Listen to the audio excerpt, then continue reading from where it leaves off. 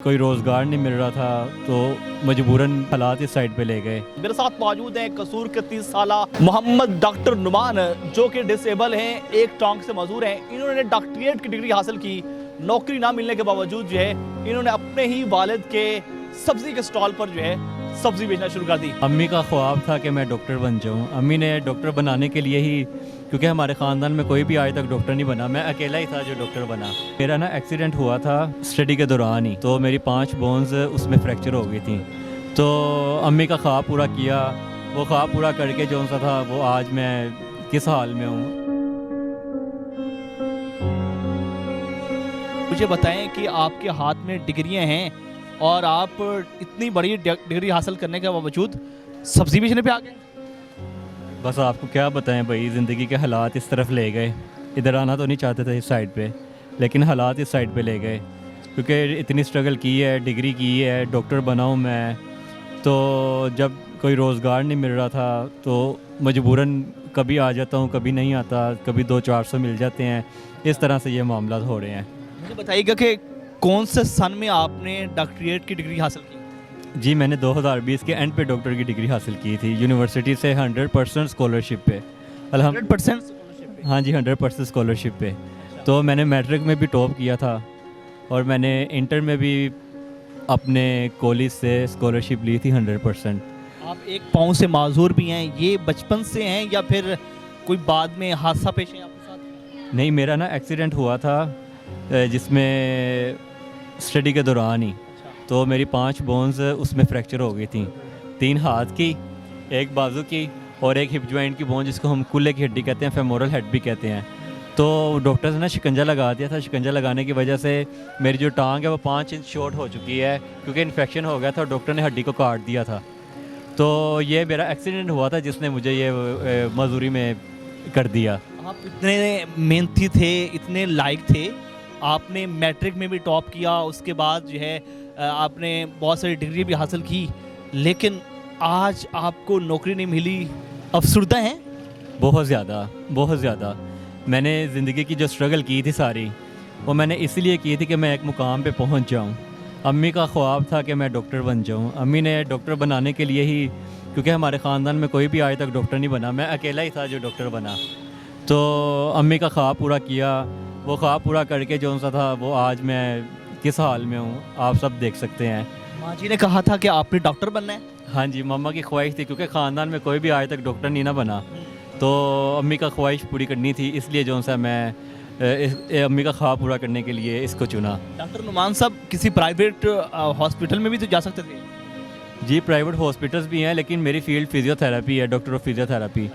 तो इस फील्ड में ये होता है कि सैचुरेशन बहुत ज़्यादा है, और उसके अलावा अगर तो इंटर्नशिप्स के लिए वो कहते हैं जितना मर्ज़ी आ जाएँ, तो जॉब्स की अवेलेबिलिटी इतनी नहीं है।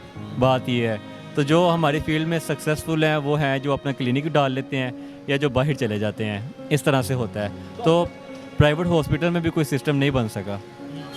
जी सर।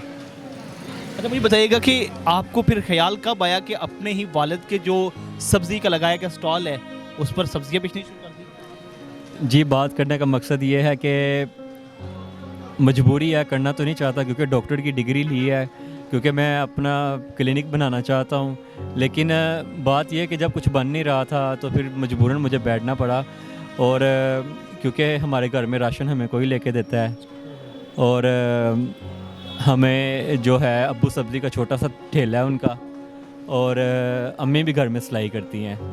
तो इस तरह से घर के हालात हैं। घर का सबसे बड़ा बेटा हूँ मैं, तो अब नहीं देखा जाता पेरेंट्स को इस हाल में, तो मैं थक भी गया हूँ अब मैं ज़िंदगी से। तो अब दिल करता है कि हालात चेंज हों, तो ऐसे ज़िंदगी मेरी ज़ाया हो रही है, ज़िंदगी मेरी रुल रही है। अच्छा, मुझे बताइएगा, जब आप सब्ज़ी के स्टॉल पे बैठे होते हैं तो लोगों का रवैया आपके साथ कैसा होता है? रवैया लोगों को क्या होना है, वो यही देखते हैं कि इतना पढ़े लिखे हो, इतना पढ़े लिखे हो कि आप सब्ज़ी के स्टॉल पे बैठे हुए हो, और वो यही कहते हैं कि आप ना अपने मुकाम पे पहुंच जाओ जिस मुकाम के लिए आपने इतनी स्ट्रगल की है। तो रवैया तो उनका ठीक होता है, ठीक है, लेकिन ये है कि वो यही कहते हैं कि आप अपने मुकाम पे पहुंचो। इतना पढ़ लिया और उसके बाद नौकरी में ना मिली, दुख तो होता है? बहुत ज़्यादा भाई, बहुत ज़्यादा मैंने जो ज़िंदगी की स्ट्रगल की है इसीलिए की है कि मैं अपने माँ बाप का सहारा बनूं, उनको सपोर्ट करूं और अम्मी का सहारा बनूं, अब्बू का सहारा बनूं। जो ख्वाब उन्होंने सजाए हैं वो ख्वाब पूरे हों, जो ख्वाब मैंने सजाए हैं वो ख्वाब पूरे हों। तो बस उस चीज़ की स्ट्रगल में ही मैं लगा हुआ हूँ। लास्ट पे हुकूमत पंजाब मरीम नवाज़ साहबा को कोई बात करना चाहें और कोई अपील करना चाहें? जी, उनको यही अपील है कि आजकल देख रहे हैं कि वो सबका बहुत ज़्यादा भला कर रही हैं। तो मैं भी पाकिस्तान का ही एक पर्सन हूँ, ठीक है, असासा हूँ, मज़दूर हूँ। तो मैंने अपनी आवाज़ पहुँचाने की कोशिश की है आपको अपने तौर पे, लेकिन नहीं पहुँच सकी। तो अब मैं चाहता हूँ कि आप लोग प्लीज़ मुझे भी कंसीडर करें, मुझे भी सपोर्ट करें आप लोग। इसके अलावा जितने भी मुखय्यर हज़रात हैं, आप सबको भी अपील है कि आप लोग मेरी आवाज़ बने, इस वीडियो को ज़्यादा से ज़्यादा शेयर करें। तो जो भी आप अपना हिस्सा डालेंगे इस नेक मकसद में, मैं अपना फ़िज़ियोथेरेपी का क्लिनिक बनाना चाहता हूँ, अपना रोज़गार का ज़रिया बनाना चाहता हूँ। तो आप लोग प्लीज़ मुझे मेरा साथ दें अल्लाह ताला की मदद के साथ। मैं आप लोगों से नहीं मांगता, मैंने अल्लाह से मांगना है। तो आप अपने दिल की खुशी से जो मेरे साथ खड़े होंगे मैं दिल से कबूल करूँगा इंशाल्लाह। नाज़रीन, आपने नुमान की गुफ्तगू सुनी है। 30 साल डॉक्टर नुमान जो है, जिन्होंने डॉक्टरियत की डिग्री हासिल की और इस वक्त ये सूरत हाल है कि नौकरी ना मिलने की वजह से जो है इस वक्त अपने ही वालिद के सब्ज़ी के स्टॉल पर जो है वो सब्ज़ी बेच रहे हैं। आप इस बारे में क्या कहते हैं? कमेंट सेक्शन में आपकी राय का इज़हार करें। इसी के साथ अपने बेज़बान चैनल बानी को पायनियर वर्ल्ड न्यूज़ से इजाज़त दीजिए। अल्लाह के बाद।